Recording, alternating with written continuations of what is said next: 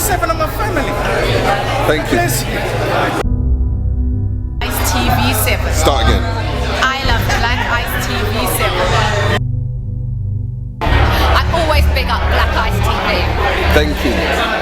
Alright, this is Curtis Walker here, comedian, actor, entrepreneur, sometimes signing on a Thursday every fortnight, but you'll find me when you want to. Big it up, Black Ice TV, love what you do, keep doing it. Peace. We're done. Big respect. When I get home tonight, I'll be watching Black Ice TV7, man. Big respect. Greetings, brothers and sisters. Big up Black Ice TV7. They're always supporting, always rapping. It's love all the time. Peace.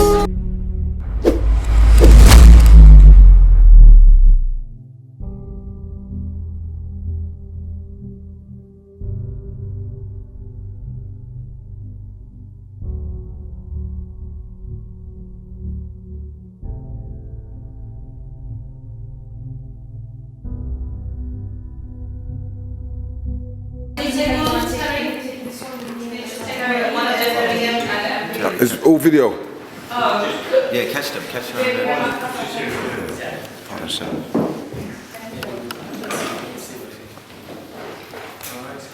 Are you ready?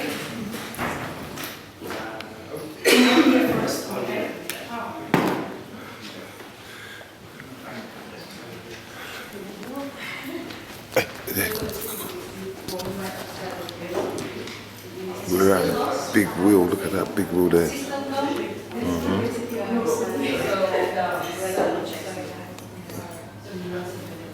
I used to live on Westminster Road.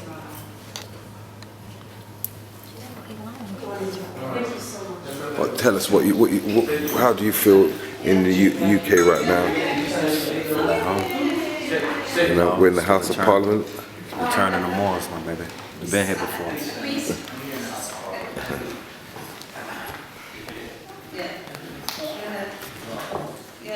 All right, please let's read every one of them before they even start debating, and then if they would cool them off, and that would bring more, compassion, agape, and maybe they would bring that to the discussion floor.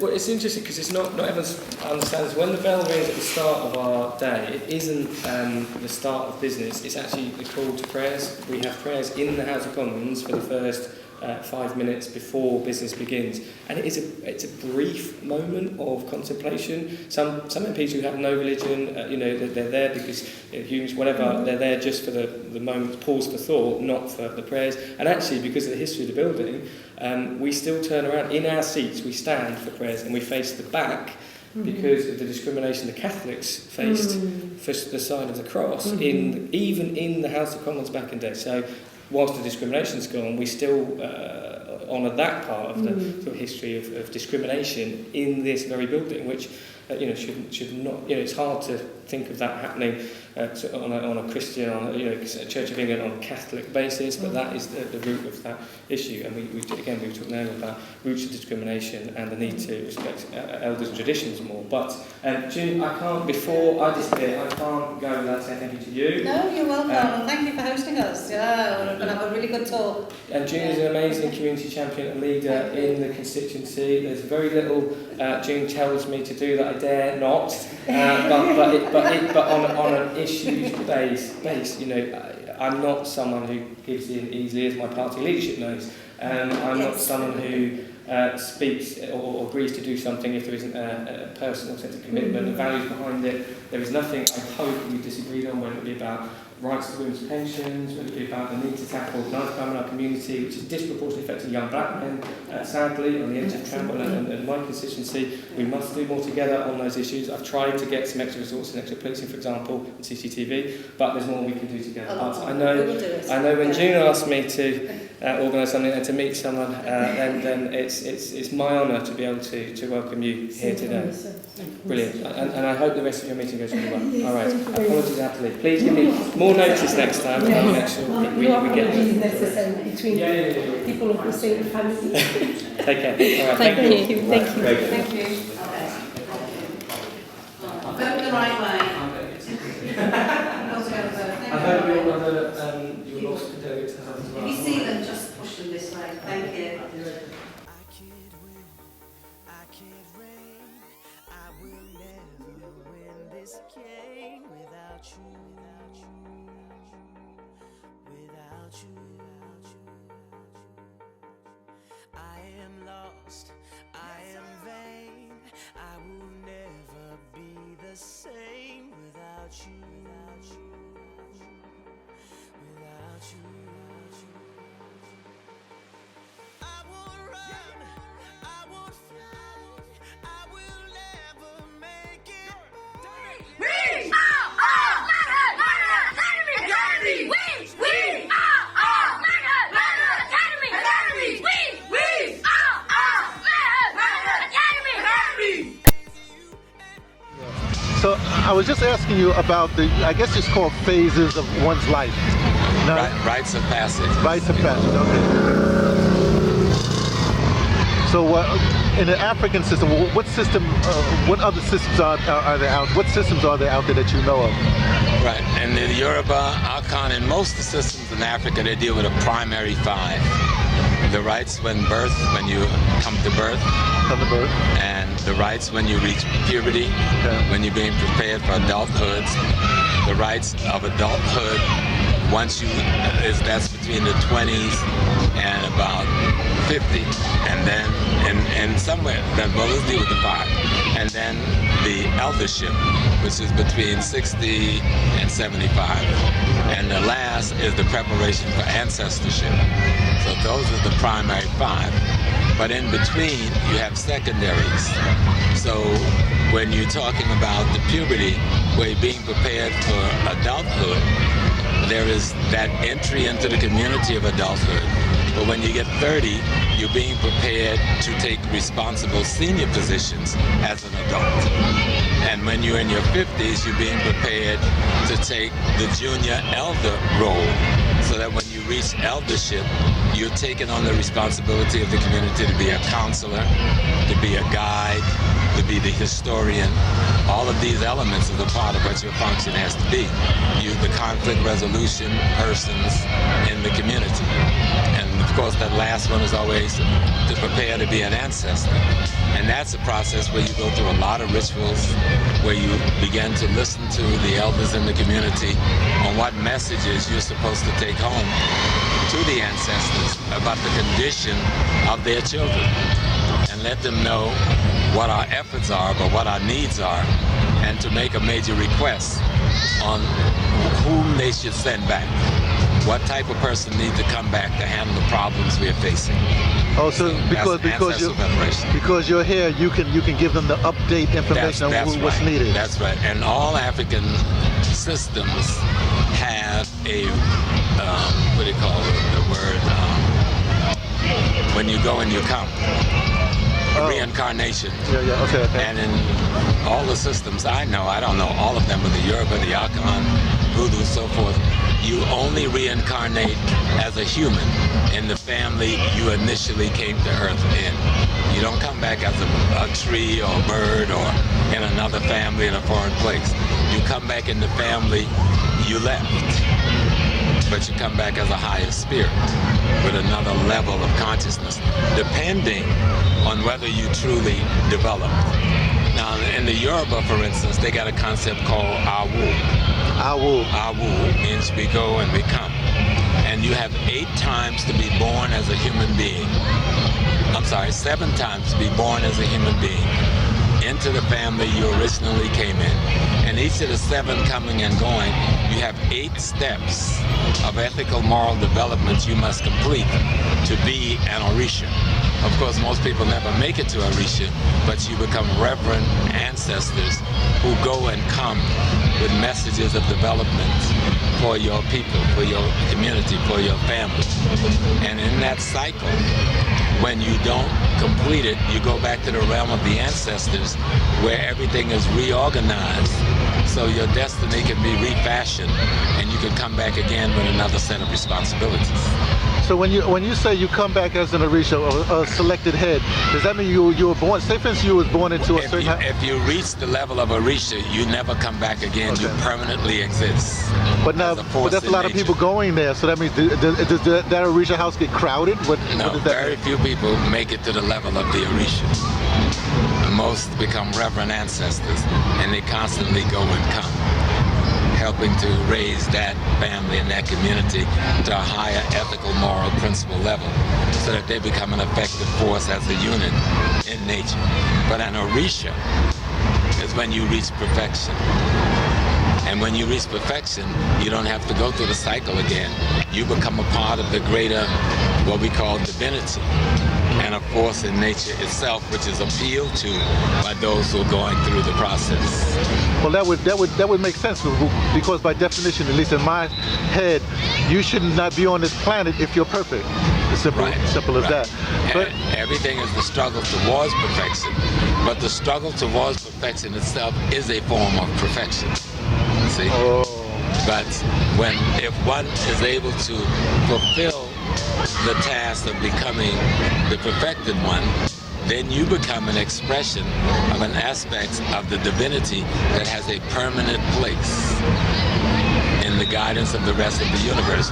You become a force of nature. Okay, but I have to, again, I'm going to stay with this. It would become awfully crowded, so that means that you have to transition from my concept, or my concept of being a being, to become this Orisha, that you no longer become a being. You almost like absorb into this concept of Orisha. In other words, you're no longer a separate being. Orisha is a force of nature. Oh, okay. Every force of nature have multiple aspects, with no limit to the multiplicity. The wind has multiple aspects. You can't define the wind by one definition, because the wind have all of these different types of manifestation. All forces in nature does. And so you simply add to that force and represent that element of the force.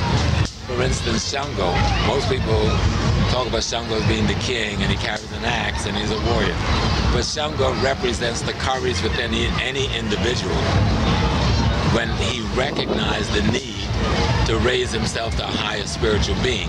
The courage that it takes to not only realize that, but to make that step, that leap. That's Shango. The war that Shango is fighting is against the negative qualities and attributes within the human character that blocks us from seeing the possibility of a positive developmental path, ethically and morally. So if you can conquer that, you are a king and you are a warrior. But once you do that, you must marry Oya. Oya is the wind. She's the feminine. What is the wind? Once you realize the need for change must marry change. The wind is change in process. So the metaphor of an Oya and a Shango is a metaphor about forces of nature, both within the human anatomy and without the human anatomy, that has a relationship to one another. And then Oya has to marry Ogun. Ogun is the god of iron, the god of steel, the god of war. But what does that represent? Iron comes about when you take a rock, what they call the ore, put it in a fire, heat it to a certain temperature, cause transformation to produce this thing called steel, which has this multiple utility. So the desire and the recognition for change marries change, and then change becomes polyandry and marries transformation that comes as a result of change.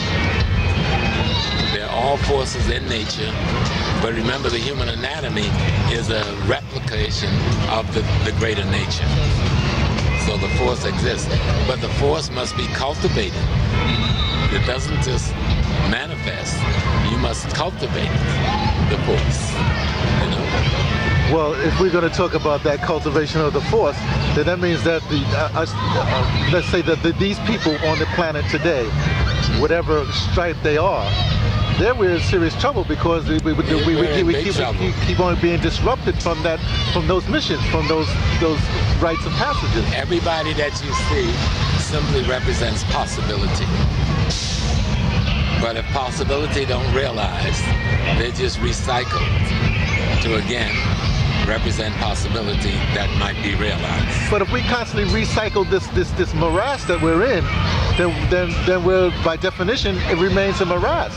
No, the one thing you've got to remember, in the African systems, even though we are overlaid by a lot of European, what they call paradigms today, there is no good, no bad. There's no right, no wrong.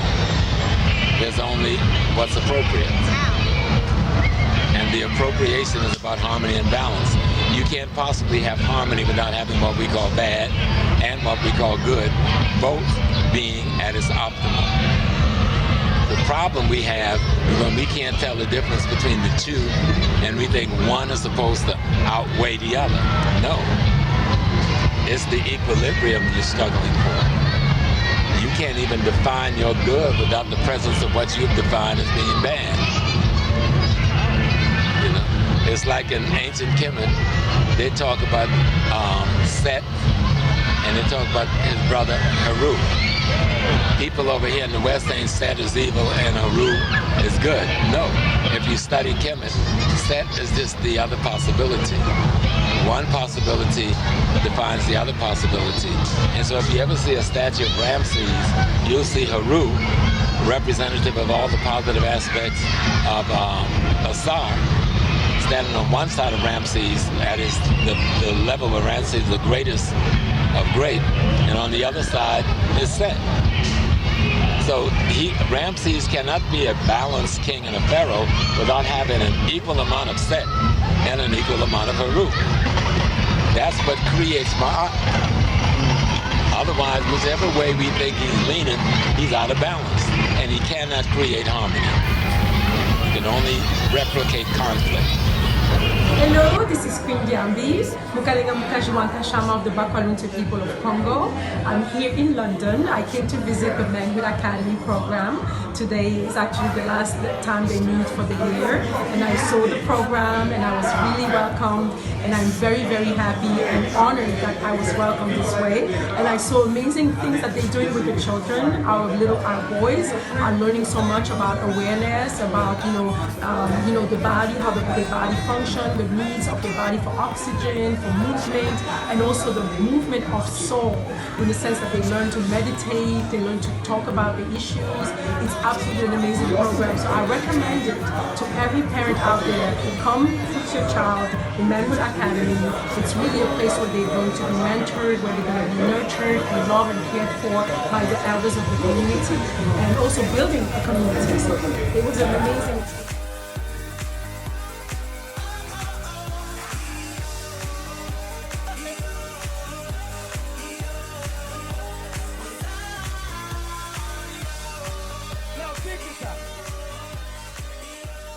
The entire planet. So it's about the decision that made it that I am here today.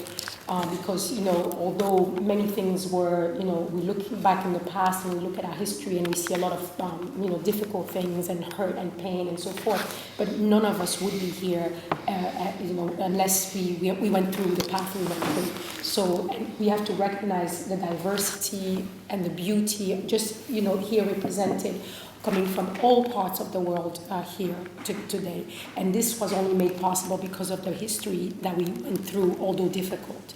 So the fact of the matter that we are here together united just show one thing: we have such a great resilience, such a great ability to overcome. And this indicates where we come from, because I always say, if we have gone through all of this, and we are still here today, what kind of testimony that is that to the societies and the civilization we come from?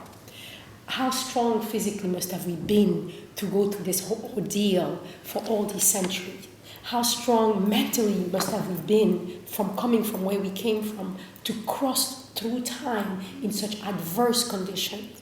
What kind of civilization, spirituality must have we had so for us to carry through time under the worst abusive condition that made it possible for us to be here, although burnt but not destroyed? So all that is a testimony to the greatness of our ancestors. So we have to reflect on that. We have to reflect on what we carry through what have we carried through time, through the testimony that we are here today. Here, the symbol of this building, just the crown of England, this great empire that dominated the planet for so long and still is very entangled with pretty much everything that's happening in the world. But for us to have a breach here and to sit, and me as a queen of Africa, to sit in the house of another queen and to say, here we are, and we come with loving heart, we come with peaceful heart. And although we know where we've come from, this is not how we build our future. We do not build our future on a house of anger, because that house will not stand. And we are testimony of that, because the house of anger doesn't stand. So we still have a long way to go. We still have work to do. And I say it's a wonderful time to be alive, because we can work. We have something to do. I've read not so long ago in the Tao Ching that says, you know, a good man is a bad man's teacher. But a bad man is a good man's work. So yes, imperfection is part of the perfection of it all. That gives us the opportunity to come and make correction, to come and bring balance. And it's a gracious task. It's a grandiose task. But we are up for it because our ancestors crossed through time, and here we are. And we have all collected so much information about this planet, wherever we were, because we were in touch with the elements. We collected so much information about human and how we function and what is our drive. Why is it that we think that we have to continue fighting for life, even though everything in front of us tells us that we will not win? Why all these things that we have experienced throughout all these islands, to Americas, to Europe, to Africa, because all of us have an experience of a magnitude that can really, really change the world. And I came here to speak to MPs, and we just met one, and I will continue the dialogue. I will continue to show my face with my traditional gear, my crown of my ancestors, and my scepter, my African scepter, and I will go through all the process to say there is another Africa that's also here. We cannot just limit Africa to the image, the negative image that we see. There is so much to that. I say Africa, we do have problems. And when I say Africa, hear me well, I'm not talking about the continent, I'm talking about her people all across the world. And when we do have problems, but the problems are not what defines who we are. The problems are just things that we need to get resolution, and that's why we are here. But the problem do not define what Africa is. So in that light, we also have to always show what is Africa. We always have to put forward our best foot forward to show the talents that we have, the amazing capability of reconceptualizing reality, so that we can put it in a way that our children can understand what is the path ahead, what is the better way. We have great talents. We have musicians here. We have people that write, books. We have people that are teachers. We have elders of the community that are fighting for every single right to life of our people in our communities. So this is who we are, and this is what we have to show the world. And me, as a traditional ruler, I come from a very ancient time. The crown that I wear comes from a very ancient time, a time where we had the ability to determine our own future and to rule our own present. This time is still there. This is what this symbolizes. It may be a murmur right now, but here we are. I'm still here in this house. I'm still here with my people. I'm still here, me being belonging to you, representing that our ancestors had something good to put forth. And here we are claiming that we can help. And it's very difficult for me, and I'll encourage you when we talk about unity among us, it's difficult to talk about unity if you don't practice it. Unity is a practice. It's not just an idea, it's a practice. So what we are showing here is the practice of unity, the practice of accepting that we are different, the practice of accepting that, we're not always comfortable with each other, with our different personalities and characters and accents we don't understand, or because we have come from different places where rules are different, or different spiritual religion system. We don't do this. It's okay. We come in a place. Unity is a place where we can find some kind of serenity. So, but we have to work at it. Unity is a practice, just like a practice of Islam, or a practice of Christianity, or a practice of ancient spiritual Kemetic, sciences, or Africans, ancient ancestral, spiritual practices. It's a practice. And that's really what Ubuntu means. Because people sometimes they throw these words out there, and we are very happy when we are in a heightened environment with this drumming and music and consciousness, people talking and rallying up, galvanizing. Yeah, that is all good.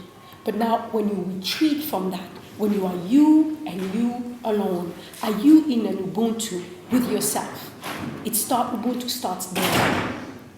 When you step out of your house, are you going to be walking into the Ubuntu spirit? To not see a separation between you and anyone that is in front of you. To not see any separation between you and any circumstances that is in front of you. To not see a separation between you or any living being on this planet and above. Are you walking in that spirit? Are you walking in that practice? This is what we have to do. Because when we talk about Ubuntu, this is really what's the energy of love. Because it takes a decision every way, every step of the way, to say, all is well, all is well, all is well. I'm not in control, but all is well. I know I am in a system of love. I know I am in the system. So even if it doesn't look like love, or it doesn't manifest like love to me, there is something in there that I can edify the human spirit or the divine spirit of creation. So even through our experience of absolute horror for centuries, and I don't count just 4 centuries of horror, I talk about thousands of years of horror for the African continent. Despite all that, no one was able to break us. And this is also, I will talk briefly about the term reparation. I do not like the term reparation. I do understand the idea behind, which is only right to make amends when you have done wrong. So I don't call it reparation because I do not give anybody the power to repair me because I'm whole. I was never broken. However, things were taken away from me for which I didn't get compensation. And that is my labor, that is the taking away of my children, that is the taking away of my land, that is the taking away of my lives. So that requires reparation, in quotes. But I don't like the term reparation because every word we use is power. So when you say, give me reparation, what if the person doesn't want to give you reparation? You stay broken? Then you just stay broken? Because now you're putting that in somebody else's hand. No, it's not about repairing. It's about making amends. It's about helping restore what you have disturbed. It's about giving back what's truly owed. So in that sense, absolutely, the fight continues because we have the rightful owner of wealth that was produced by the work of our ancestors all across the globe. So we don't mind sharing it. Matter of fact, we've shared it enough because all these kingdoms, all these beautiful cities, all these beautiful countries were built upon a lot of our work and our resources. So I do understand. But one thing is, if you don't come from a place of Ubuntu, no matter what you say, the universe will react against you. So if you want to be potent, if you want to be powerful, you have to come from that place and all doors will open. And we have to understand that maybe things we will not see in this day and age, but whatever is it that you can do today, do it. Don't leave it for tomorrow. Do it today. So I'm going to close to say thank you to everyone. Of course, you people, everybody can have a word. This is your house. We built this. So thank you so much for being and sharing your light with me, allowing me into your space. I met you just very recently, but I love you dearly. You are mine, and I hope to be yours as well. And so let's continue to do the work. There's a lot of work, and it's not just about African people. It's really about our mother, the earth, who is really seeking out the people who are willing and strong and blessed enough to know the connection so we can really clear things out and we can bring balance back and harmony back onto this planet. So thank you so much. Great state I'm in all states I'm in. I might find a form in my melanin. Great state I'm in all states I'm in. I might find a form in my melanin. Black power. Black power. Black power. Black power.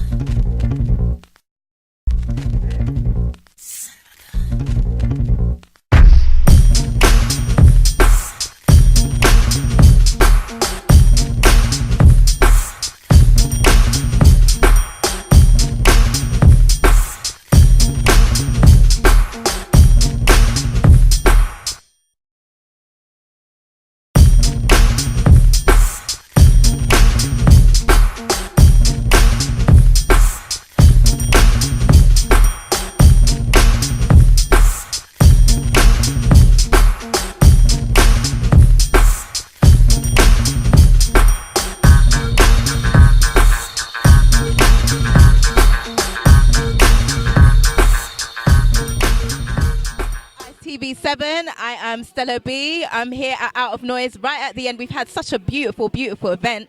It's been amazing. I'm here with Nate the lyricist, and he's got his brand new clothing line, Lyric Clothing. And I would love, yes, I would love for him to just like talk to us a little bit more about what he's doing, who he is, and where he's come from, and what the whole idea is all about. So thank you. So the idea behind Lyric Clothing is to put empowering lyrics on clothes. So ultimately, it won't just be my lyrics. Obviously, I know a lot of poets. Do you know what I mean? So the idea is to get like lines from loads of poets and get them on tees. But right now, as this says, we're just kind of starting up, you know. So I've got 2 at the minute, and these are both mine. Empowering lyrics, put them on clothes. So this one you can see, for example, Royal Recognize Royal is a play on Real Recognize Real. Got the little Lyric Clothing thing there at the base, do you know what I mean? These are available online, www.lyricclothing.co.uk. And yeah. Shout me. It's a brilliant idea. And just tell us a little bit more about you yourself and where you're coming from, your background, Nate the lyricist. I know, I mean, it says it all for itself, really, but go on. Okay, so I've been writing poetry for a couple of years now, floating around the circuit. I run 2 events, one called the Poets Lounge, one called Conversations with the Constellations. I also do clothing, I also do performance poetry, I do loads, I do sales training, I do scaffolding, whatever I can do, you know what I mean? But yeah, I've been writing poetry. I write with a focus on empowerment, with a focus on upliftment, so that's kind of my general message when I write. That's where my head is at when I'm writing. I've got a project that will be coming out early next year, so keep your eyes open. Follow me on Insta at Nate the Lyricist. You'll see all the info there. Yeah, is that everything? Thank you very much to Nate the lyricist. You can find him on socials, Nate the lyricist, is that correct? Yeah. Yes, Nate the lyricist, check him out for yourself. And Lyric Clothing as well. I've got a Lyric Clothing page as well. So Lyric Clothing, but with 1 C. So it's not Lyric Clothing, it's Lyric Clothing. Yes, all right, check him out. And yeah, Black Eyes TV7, big up, Out of Noise.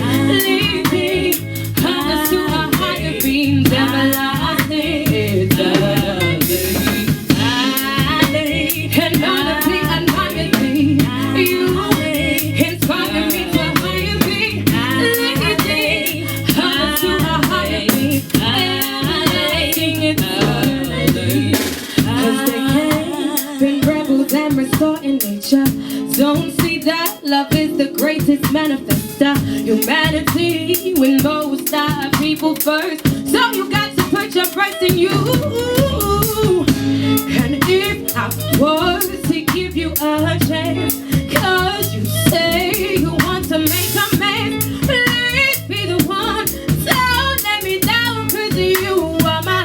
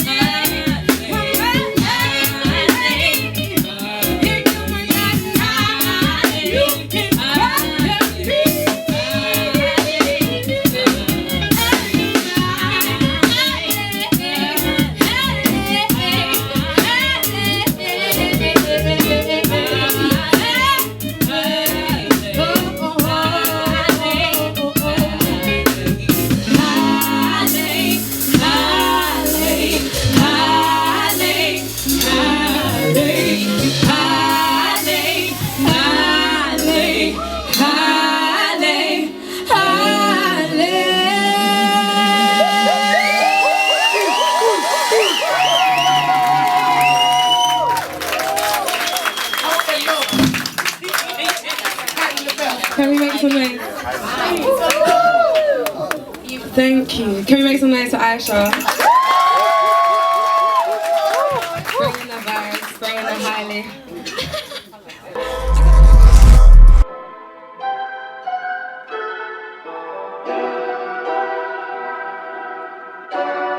RSK, let it play, boy.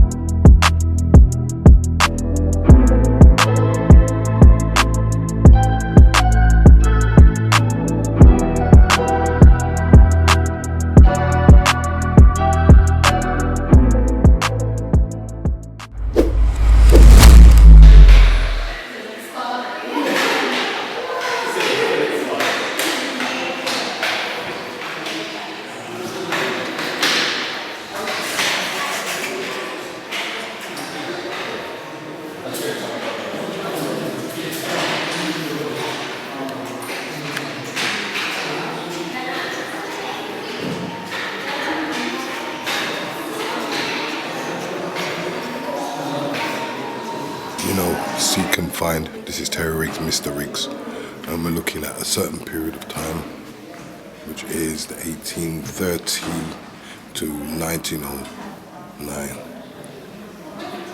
and you can see in the locations of our art, which is for you to be able to see in Birmingham Museum. Some of the information that you can actually to see.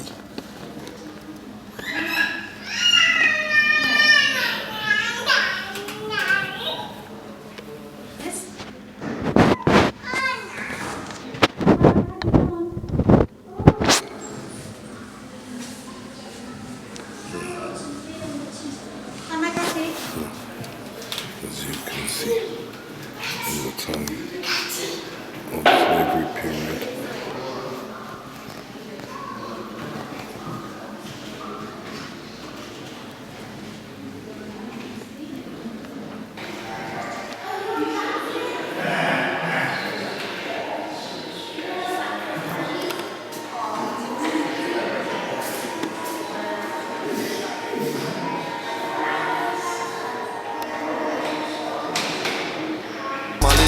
Gone.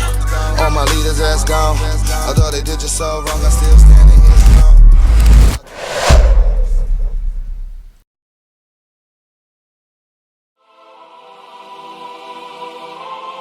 Who's the greatest?